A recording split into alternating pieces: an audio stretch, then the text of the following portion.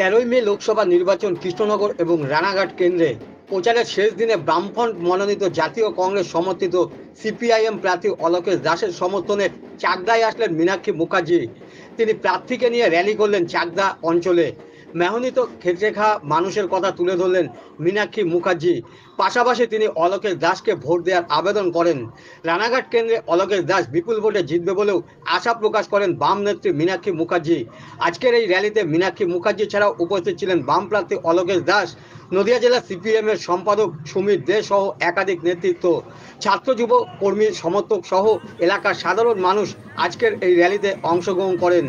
সুসজ্জিত বাদ্যযন্ত্র সহ বর্ণাঢ্য শোভাযাত্রার মাধ্যমে চাকদা অঞ্চলে ভোটের প্রচার সারলেন কংগ্রেস সমর্থিত বাম প্রার্থী অলোকেশ দাস।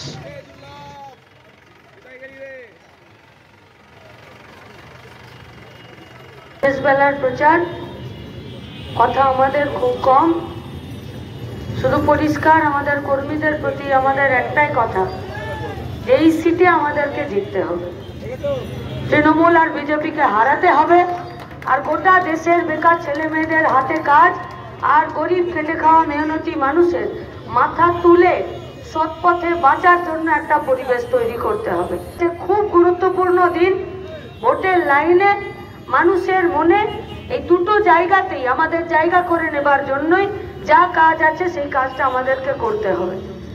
আর আমরা এই কথা বিশ্বাস করি যে পার্টির জন্য আমরা এই আন্দোলনে লড়াইয়ে নেমেছি, সেই পার্টিটা আমাদেরকে এই শিক্ষাই দেয় যে দুর্নীতির সঙ্গে আপোষ নয়, কোনো রকম দেশ বেচার কারিগরদের সঙ্গে আপোষ নয়। এই লড়াইটা অনেক কঠিন, এই লড়াইটা অনেক দীর্ঘ। তাই এই কঠিন এবং দীর্ঘ লড়াইয়ে আপাতত আমাদের কাছে যেটা হোল স্টেশন সেটা 13 তারিখের ভোট, আর 4 তারিখে কমরেড অলোকেশ দাসকে নিয়ে বিজয় মিছিল করা। সেই বিজয় মিছিলের জন্য যে প্রস্তুতি, সেই প্রস্তুতিতে আমাদেরকে থাকতে হবে।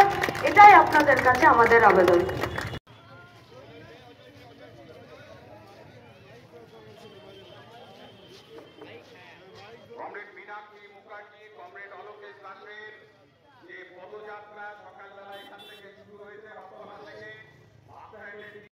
আগামী 13 তারিখ বুথের মধ্যে তাকে কার্যকর করবেন।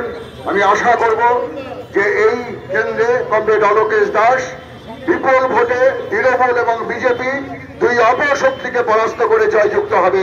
সকলকে ধন্যবাদ।